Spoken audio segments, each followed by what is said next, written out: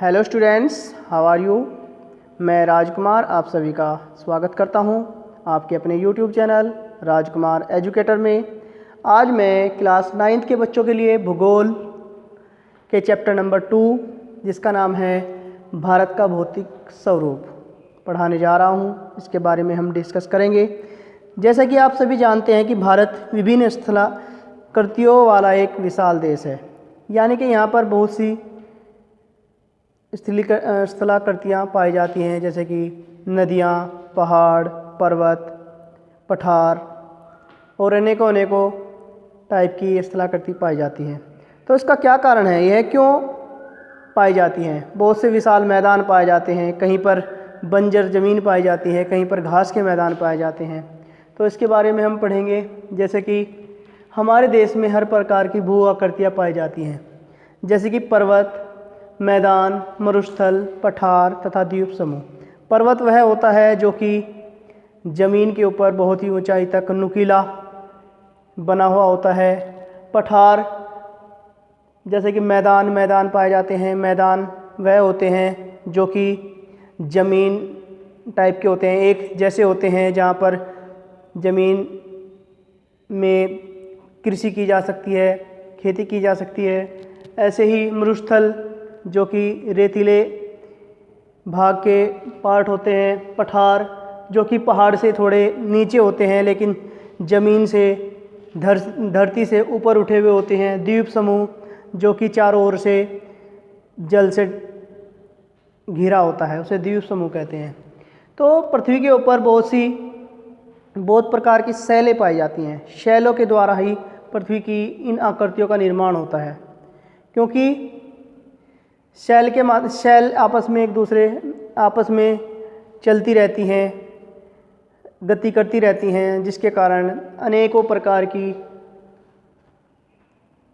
शैल बन जाती हैं, टुकड़ों में विभाजित बन जाती है। जैसे कि कठोर शैल बनती है, जैसे कि संगमरमर, जिसका निर्माण ताजमहल को बनाने में किया जाता है। बहुत सी शैलें मुलायम हो जाती हैं, जैसे कि सेलखिड़ी, जिसका निर्माण टेलकम पाउडर बनाने में किया जाता है।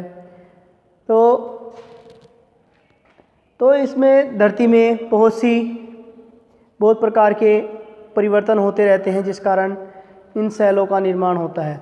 भूगर्भीय निर्माण के अतिरिक्त जैसे अपक्षय, अपरदन, निक्षेपण क्रियाएं लगातार चलती रहती हैं, जिससे विभिन्न प्रकार की आकृति पृथ्वी के ऊपर बनती रहती है। तो एक सिद्धांत है प्लेट विवर्तनिक का सिद्धांत।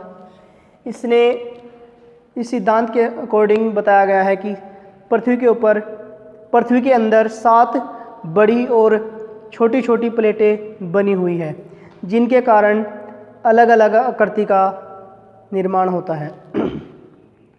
प्लेटों की गति के कारण प्लेटों के अंदर एवं ऊपर की स्थिति महाद्वीपीय शैलों में दबाव उत्पन्न होता है। यानी कि प्लेटें, जो अंदर की प्लेटें, पृथ्वी के अंदर की प्लेटें होती हैं, वह गति करती रहती हैं, और उन्हीं गति के कारण ही महाद्वीपीय शैलों में दबाव उत्पन्न होता है। इसके परिणाम स्वरूप वलन, भ्रंशीकरण तथा ज्वालामुखीय क्रियाएं होती हैं। यानी कि पृथ्वी के ऊपर अनेकों क्रियाएं होती रहती हैं, ज्वालामुखी की क्रियाएं होती रहती हैं, या भूकंप वगैरह आ जाते हैं। तो यह कारण जो पृथ्वी के अंदर जो प्लेटें पाई जाती हैं, उनके गति के कारण ही होता है। पृथ्वी के अंदर प्लेटों की गति को 3 वर्गों में बांटा गया है, जैसे कि अभिसारित परिसीमा, नंबर 2 अपसारित परिसीमा और रूपांतरित परिसीमा। अभिसारित परिसीमा वह होती है जब प्लेटें होती हैं वह एक दूसरी प्लेटों के करीब आती हैं, यानी कि उसके पास आती हैं और दोनों ही प्लेटें आपस में मिल जाती हैं और लगभग मिली रहती हैं, तो उसे अभिसारित परिसीमा कहते हैं। दूसरे नंबर पर है अपसारित परिसीमा। जो प्लेटें आपस में एक दूसरे से मिलने के बजाय दूर होनी शुरू हो जाती हैं, उन्हें अपसारित परिसीमा कहते हैं। एक होती है रूपांतरित परिसीमा प्लेटें। यह ऐसी होती हैं कि जैसे ही आपस में मिलती हैं तो एक दूसरे के क्षैतिज चलती हैं, यानी कि एक दूसरे के विपरीत चलना स्टार्ट कर देती हैं, तो उन्हें रूपांतर परिसीमा कहा जाता है।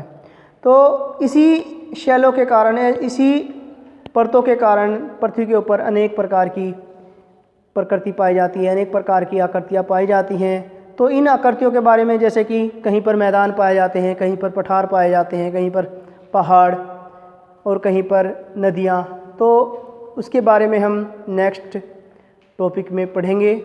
तो इस आज के लिए इतना ही। धन्यवाद।